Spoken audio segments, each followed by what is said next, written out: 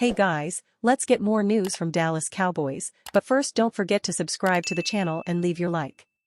Why Jerry Jones believes the Dak Prescott-led Dallas Cowboys can beat Eagles and 49ers. The Dallas Cowboys are playing as well as any team in the league, and no team has been hotter over the last 7 weeks. The Cowboys, 9-3, have won 4 in a row and 6 of their last 7 games. But 8 games ago, they lost 42-10 to the San Francisco 49ers, 9-3. Their only loss since was 28-23 to the Philadelphia Eagles, 10-2. So there remains a, yeah, but about the Cowboys from critics on their question reach the Super Bowl for the first time since 1995. Can they overcome a 49ers team that walloped them in October after knocking them out of the playoffs in each of the last 2 seasons? And can they beat an Eagles team still leads in the NFC East and were Super Bowl runner-ups a year ago? Owner Jerry Jones has an unequivocal answer on both. And it's a resounding yes based on the MVP caliber play of quarterback Dak Prescott of late. Do I think we have a chance to beat either one of those teams when we play them? Absolutely I do. Absolutely we can. I think we have an outstanding chance here Sunday against Philadelphia. I think it won't be the same game when we play any of these teams a second time. It never is, Jones said on 105.3 The Fan on Tuesday.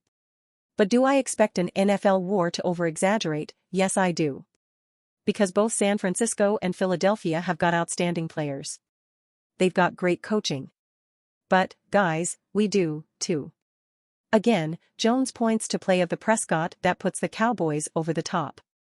Prescott is the highest-ranked quarterback in the NFL, Pro Football Focus. He leads the NFL in touchdown passes with 26. He is second in completion percentage and second in quarterback rating. And nobody has been better over the last 7 games.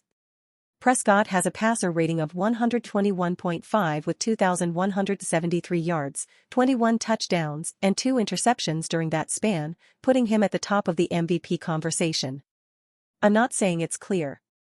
It may be clear to you, but it's not clear to me, Jones said when asked about the narrative that the 49ers, who beat the Eagles 42-19 last Sunday, are on another level.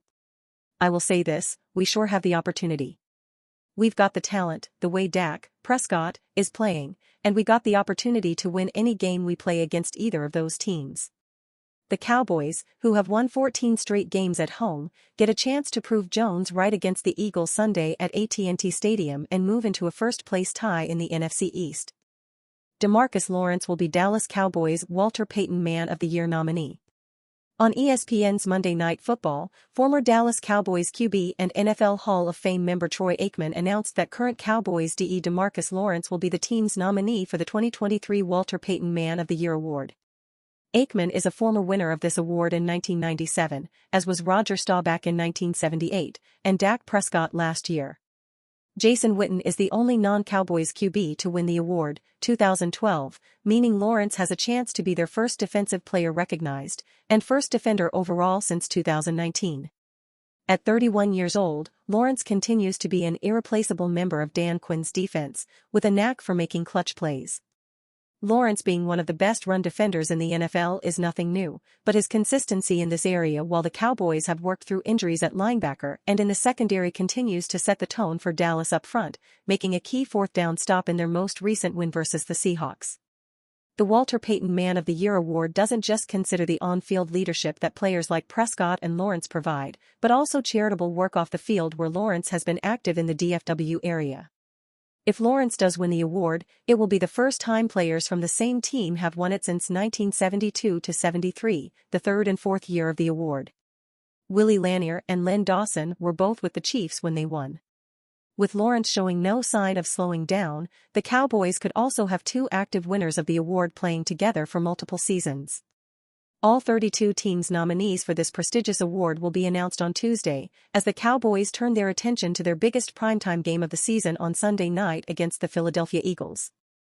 Irresponsible rumor, Dallas Cowboys Jerry Jones has planned to fire Mike McCarthy, hire Dan Quinn. We're going to label this an irresponsible rumor, but not because it's impossible that Dallas Cowboys owner Jerry Jones might in the future make a coaching change.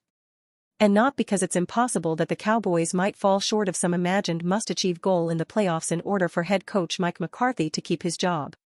And not because it's impossible that McCarthy's heir could be present. Dallas defensive coordinator Dan Quinn. There are certainly circumstances, however unlikely we think them to be, that could bring on disillusionment on the part of Jones as it regards McCarthy. What if, say the 9-3 Cowboys lose the rest of their games?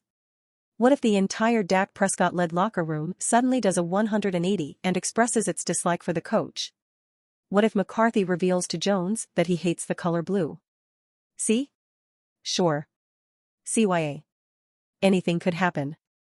But the hole in this report from Tony Pauline comes in the boldness with which he makes his claim, complete with sources that we are willing to frankly and impolitely allege simply do not exist.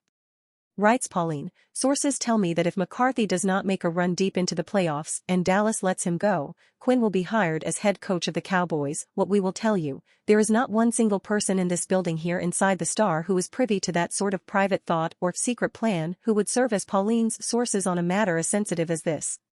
Further, we've dealt with McCarthy for 4 years. We've had dozens of conversations, some of them in one-on-one settings, with Quinn. We've known Will McClay for more than a decade.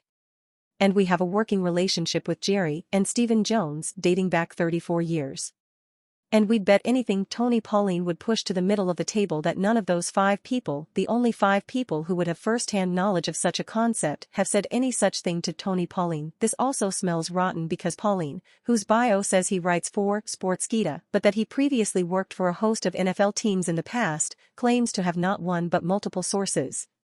Which would fundamentally have to mean that not only did one of McCarthy, Quinn, McClay, Jerry, and Stephen whisper this to him, along with giving his permission to write it. CYA matters here. Seriously, McCarthy could get crossways with Jones. Or the Cowboys could collapse in December, with players demanding a change. Of course, if the Cowboys players collapse, why listen to them? Or the Cowboys could lose in the first round of the playoffs, 50-0 at Atlanta. Of course, if Dallas gives up 50 points, why promote Quinn? The truth is, this is not sourced material. In fact, it falls short of qualifying as a rumor. It's manufactured, it's nasty, and it's irresponsible. And you fan, what do you think of the Mike McCarthy situation? Leave your opinion in the comments.